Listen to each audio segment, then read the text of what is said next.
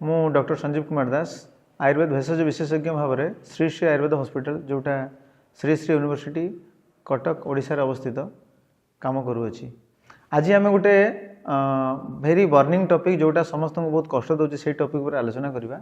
सेटा हूँ बर्तमान प्रथम आगे लोक मानक ठंडा स्टार्ट होची, टिके छिंक होची, तापर नाकरु पानी बोहुची, तापर धीरे धीरे ज्वर स्टार्ट होची।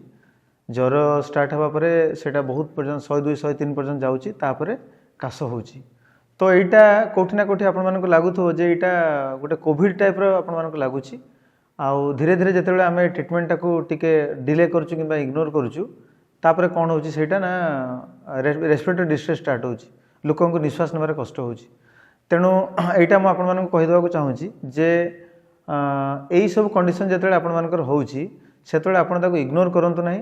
आपण आपणकर इम्यूनिटी पावर को स्ट्रॉन्ग करने मु कहि जे ऑथेंटिकेटेड डॉक्टर मानक जो मैंने स्पेशलिस्ट ऑथेंटिकेटेड हॉस्पिटल को आपण माने आसंतु आउ डॉक्टर सहित परामर्श करंतु।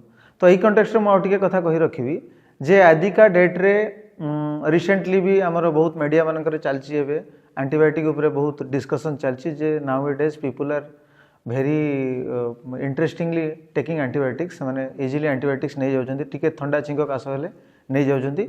किंतु तापर जो डिस्कशन पैनल डिस्कशन एबे चली जे आउ किछि दिन परे ए एंटीबायोटिक लोक मानक एमती रेजिस्टेंट हो जिवो जे बिल्कुल माने लोक मेडिसिन ही काम ही करबोनी। सेति पई मु आपण माने समस्त को कहूची जे आपण माने कोनोसी ठंडा छिंक काश ज्वर एई कंडीशन रैम्पेंटली एंटीबायोटिक न नै कि आपण श्री श्री आयुर्वेद हॉस्पिटल को आसंतु, आपण मोर परामर्श नियंतु एवं आपण को मु ऑथेंटिकेटेड आयुर्वेद चिकित्सा एठी देबी जोटा आपण मानकर इम्यूनिटी की बूस्टअप करिवो एवं आपण मानकर जहाँ भी अच्छी प्रॉब्लम से इश्यू को सब सॉल्व करिवो।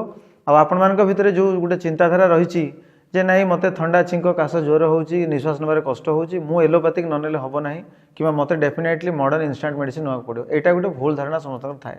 तेणु यही धारणा को आपण मुंडरू काढंतु, आपण आसिक मते एठी मीट करंतु, आमर काय चिकित्सा ओपीडी रे मीट करंतु। तेणु सेठी मु आपण मानकर काउंसलिंग करिवि, मु आपण को देखिवि, सब प्रकार जनरल एग्जामिनेशन करिवि, सब एग्जामिनेशन करिकि आपण को मु प्रॉपर मेडिसिन्स देबी।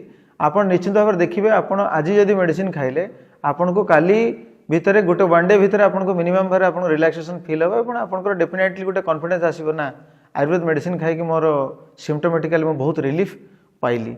तेणु मु आपण मानक आउ थरे बारंबार कहबी जे आपण माने एंटीबायोटिक न नै कि आपणकर कॉमन प्रॉब्लम को आपण को रिजॉल्व करंतु। जदि आपण आयुर्वेद मेडिसिन के रिजॉल्व न करूछंती ताले मन रखंतु कोविड भलिया जेमती सिम्पटम लोक मानकर होउतला, जेमती चेस्ट इन्फेक्शन होउतला, तापर सीवियर कफ मास 2 मास धरि लागि रहउतला, लोकों को निश्वास नबार कष्ट होउतला, से काश भल ही होउनथला। तेणु आपण जदि इनिशियल लेवल रे आसी मोर कंसल्टेशन होउछंती मते देखौछंती मु आपनकर आयुर्वेद प्रोसीडियर रे देखि आपन को से मेडिसिन सब देबी जहा को खाइबा फल रे आपन को से कोविड भलिया प्रॉब्लम बहुत दिन धरि कि काश कफ ठंडा छिंक ए सब रहिबनी, ज्वर भी कमी जिवो एवं आपन को मेंटली गोटे कॉन्फिडेंस पाइबो जे नाही मु रियल देसी आयुर्वेद चिकित्सा नै कि भल हे गली। धन्यवाद, थैंक यू।